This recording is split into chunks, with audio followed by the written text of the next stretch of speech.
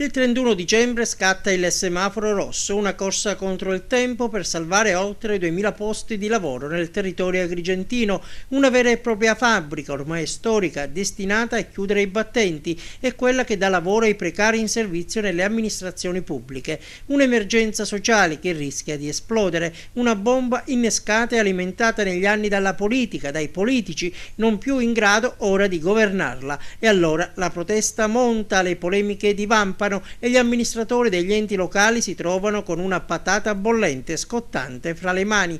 Sabato pomeriggio nell'affollata aula Pellegrino della provincia regionale di Agrigento è tornato a riunirsi alla presenza anche di un gruppo di parlamentari nazionali e regionali agrigentini il tavolo tecnico istituito su iniziativa del presidente Dorsi.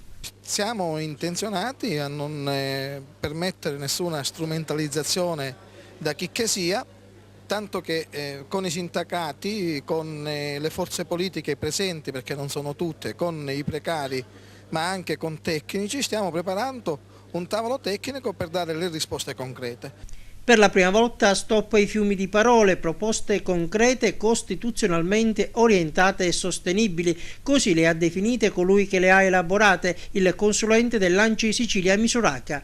Il pacchetto è stato suddiviso in due parti, la prima destinata al legislatore regionale, la seconda parte destinata al legislatore nazionale. Diversi gli interventi, numerose le prese di posizione e soprattutto deciso e forte il grido d'allarme proveniente dai precari. Non dobbiamo subire il patema di trovarci a casa, devono farci un'assicurazione, devono farci e fare un dono.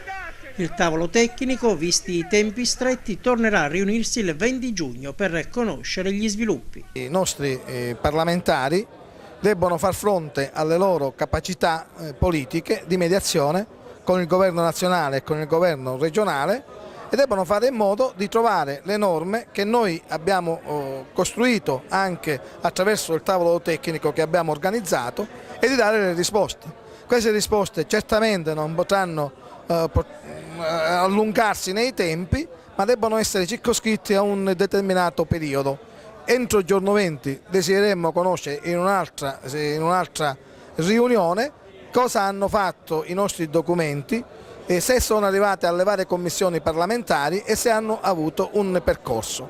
Dopodiché giorno 4 giugno, la massa, tutti i sindaci della provincia, ci muoveremo a Palermo non tanto per scioperare ma per fare vedere la presenza dei siciliani. Se entro il 20 giugno non dovessero arrivare risposte concrete, lei ha detto marceremo su Roma. Sì, andremo a Roma tutti quanti, invitando i 43 sindaci, invitando i 43 presidenti del Consiglio, invitando tutti gli operatori della politica. I sindacati hanno assicurato la loro presenza, i precari altrettanto, tutti quanti in massa. Siccome credo che nella politica valgono anche i numeri, mettiamo dei numeri insieme per fare paura a chi non vuole interessarsi del problema.